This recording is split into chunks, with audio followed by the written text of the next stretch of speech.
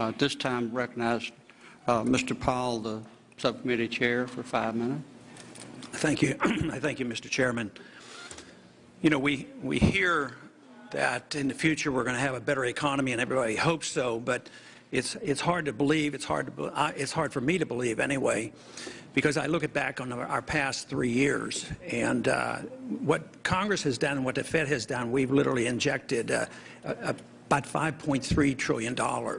And I don't think we got very much for it. The national debt went up $5.1 trillion. Real GDP grew less than 1%. So I don't think we've gotten a whole lot. Unemployment really hasn't recovered. We still have 7 million people that have become unemployed. And one statistic that is very glaring, if you look at the chart, is how long people are unemployed. The average time used to be 17 weeks. Now it's nearly 40 weeks they stay unemployed. So nothing there reassures me.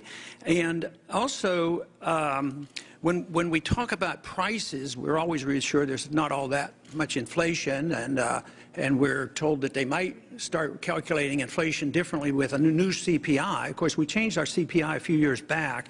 There's still a free market group that calculates the CPI the old-fashioned way, and they come up with a figure, in spite of all this weak economy, that prices have gone up 35%, 9.4% every year. And I think if you just went out and talked to the average housewife, she'd probably believe the 9% rather than saying it's only 2%.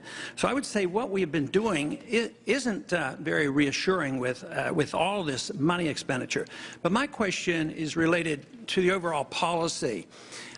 Spending all this money hasn't helped, and yet many allies that would endorse so much of what's been going on, whether it's the Fed or the Congress, they recognize that consumer spending is very, very important, and they concentrate on that. But the $5.1 trillion didn't go to the consumers. It went to buying bad assets. It went to bailing out banks. It went to bailing out big companies. And lo and behold, the consumer didn't end up getting this. They lost their job, and they lost their houses and mortgages, and they're still in trouble. But my question is, if you took that $5.1 trillion and said that consumer spending is good, you could have given every single person in this country $17,000.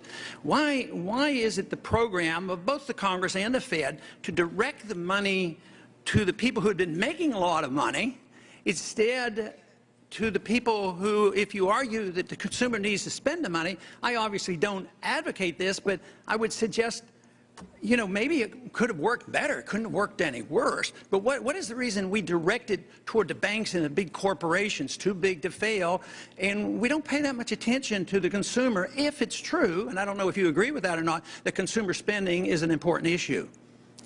Well, it is an important issue, Congressman, but you're mistaken in saying that the Federal Reserve has spent any money. You say $5 trillion. We have lent money. We have purchased securities. That's not buying, that's not dissipating, you know, the money. We've gotten all the money back. As an article over the weekend by Alan Sloan showed, in fact, the Fed has been a major profit center for the U.S. government. We've turned over profits in the last 2 years of $125 billion. So we are not costing any money in terms of budget deficits or anything like that. In terms of what we were trying to do, of course, the reason the Federal Reserve was founded a century ago was to try to address the problems arising from financial panics, which did, by the way, occur in an unregulated environment in the 19th century. We provided liquidity and short-term loans to help financial systems stabilize. We did that not because we particularly care about the managers or the shareholders of financial firms. I hate to interrupt, but my time is about up. But I would like to suggest that you say it's not spending money. Well, it's money out of thin air. You put it into the market and you hold assets, and the assets aren't, you know, they are diminishing in value when you buy up bad assets. But very quickly, if you could answer another question, because I'm curious about this. You know, the price of gold today is $1,580. The dollar during these last 3 years was devalued almost 50%. When you wake up in the morning, do you care about the price of gold? Well, I pay attention to the price of gold, but I think it reflects a lot of things. It reflects global uncertainties. I think the reason people hold gold is as a protection against what we call tail risk, really, really bad outcomes.